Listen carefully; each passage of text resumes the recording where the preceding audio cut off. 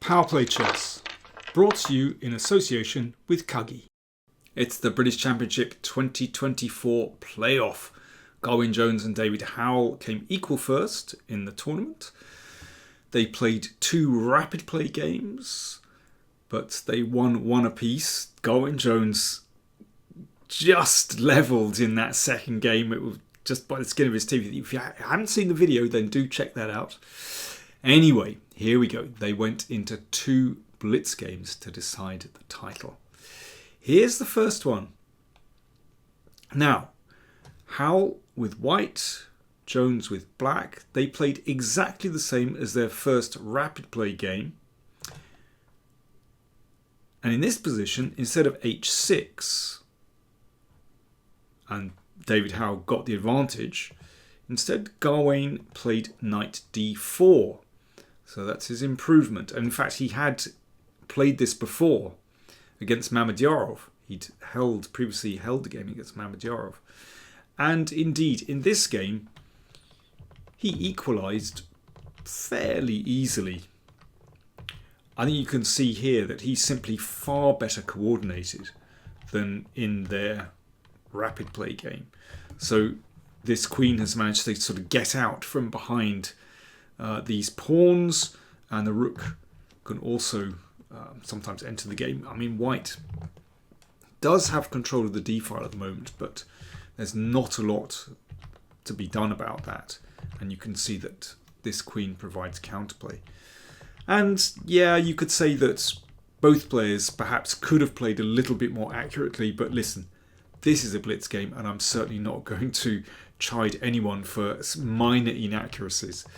Basically, both players were down to their final seconds, and they ended up repeating the position. It all got very scary. Can go badly wrong in these kind of positions. I should say the time control was 5 minutes plus 3 seconds. I think it was 3 seconds. So, first blitz game drawn. If the second blitz game were drawn, then they would go into an Armageddon game. So, what would happen in this second blitz game? So, this time, Gawain with white. And it's English again. And now you can play knight c3. You might remember we looked at a game on the channel with that between Matthew Wadsworth and Shreyas Royal. Knight c3 is the normal move here. d4 is also a very normal move, actually. And yeah, very straightforward move. White is countering in the middle. And in fact, this endgame that they reach has been played for years. I remember Tony Miles playing this years ago. He won a very fine endgame against Lubojevic in exactly this line. So we can see that White's king is stuck in the centre, can't castle. However, White is probably going to get a lead in development because that bishop has yet to get into the game. That pawn is isolated and therefore weak. But black has two bishops. So there is some imbalance in this position. But both players must have prepared this. As I said, this is a well-known variation. And a5. This move makes a lot of sense. Black needs counterplay. And this one pawn basically just cramps these two. So it's basically a kind of minority attack.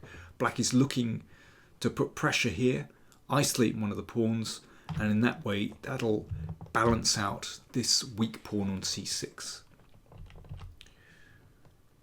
I check, and a4.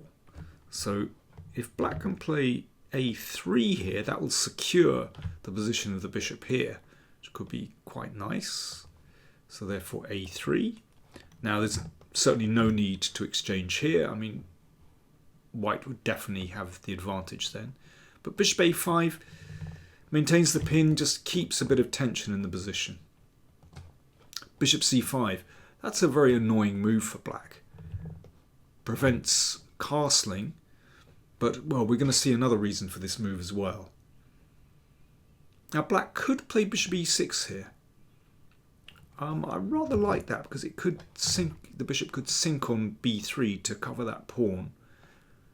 And if bishop b4, then bishop b6 keeps the two bishops.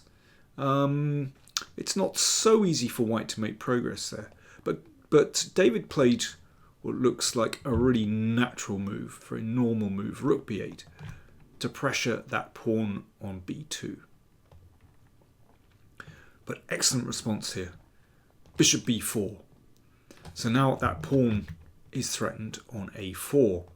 So therefore, David takes the pawn. Knight takes a4. So we've had an exchange of pieces. And yes, that's a weak pawn on c6. But there's a weak pawn on b2. But this is a little bit uncomfortable for black, because white has all these pieces in play. Even the king can be very useful.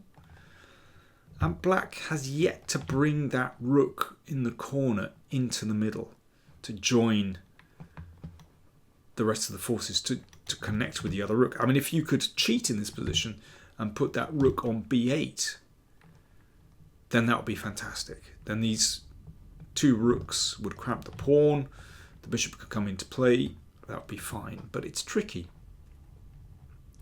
David played a very natural move. He castled. I mean, there are other moves here. One could simply give that pawn and play king e7 and then bring the rook across. But black has yet to fully equalise this position. And now an excellent move. If rook c6, this is straight away absolutely fine for black. It's just a draw. But king c3, really good move, because that covers the b2 pawn, gains a tempo against the rook. And then b4. So the king has really played its part here. And then that knight can sink itself on c5. So it's not immediately going for that pawn on c6.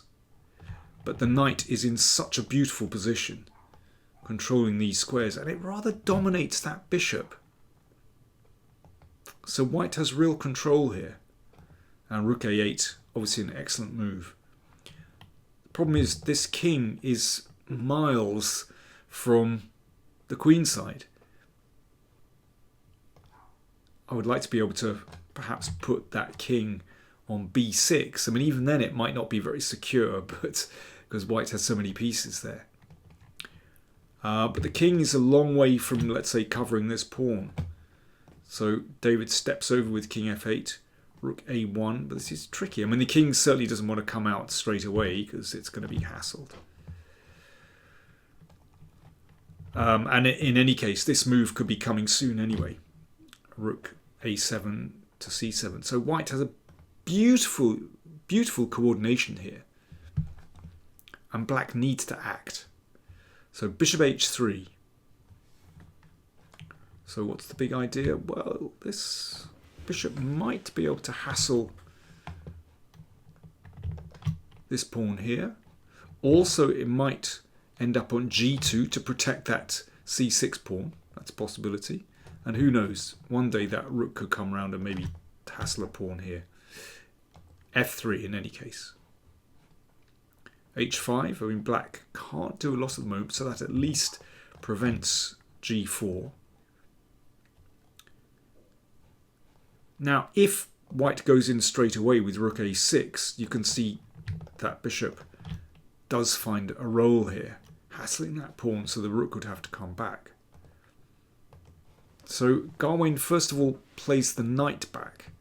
He's looking perhaps to play here, maybe knight here as well, depends how black plays. But bishop f5 is a bit annoying, you don't want to allow this. So the knight came back again, the bishop came back, they're repeated. And now knight d3, that's a much better move. An exchange of rooks, and then e4. Shifting that rook. Notice the knight is looking at that pawn, so the rook has to come here. A check. Bit annoying for the king.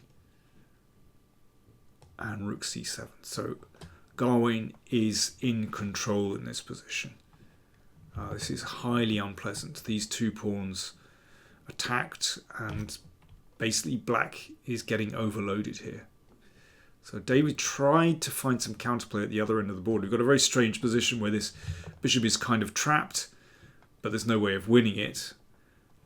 And it also looks at this pawn, so the knight is rather passively placed. But white has won a pawn, and now there's a threat to play rook c5 and exchange rooks. In that case, it might well be possible to bring the king back and take this. So f6 defends the pawn, but rook c7, nice to have the rook on the 7th. g5, king c4, so obviously Gawain is in control here. And yeah, with the king in a terrible position on the back rank as well. So David is doing his best to stir things up. Rook h7, threatening a big check. And that allowed white to exchange rooks. So this ought just to be a winning position for white, because this pawn is a big distraction for the king, and then this king is going to just waltz in and take these pawns. And that's roughly what happened. Let's just see.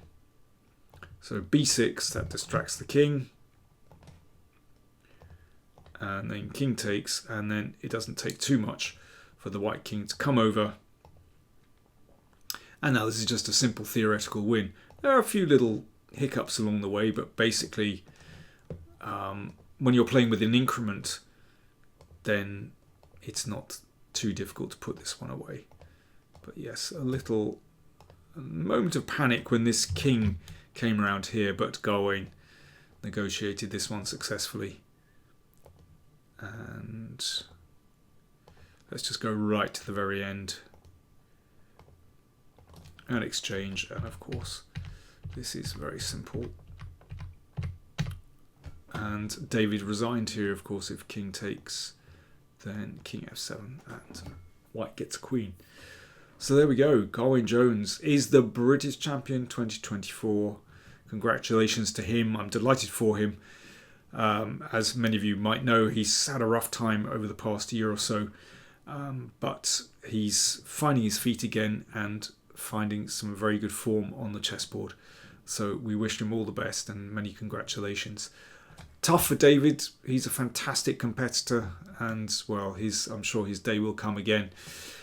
I think it was a tremendous British Championship. There were rising apart from strong players like Gawain and David, there were some rising stars like Shreyas Royal, who made his final Grandmaster norm. So he becomes a Grandmaster, and I think the youngest ever English Grandmaster. So congratulations to him. And I think Matthew Wadsworth also made a GM norm. So well done to him as well. There we go. There'll be more coming on the channel soon. I hope you enjoyed that. If you haven't seen the video with the rapid play games, then do check that out as well. Some very nice games there. Thanks for watching.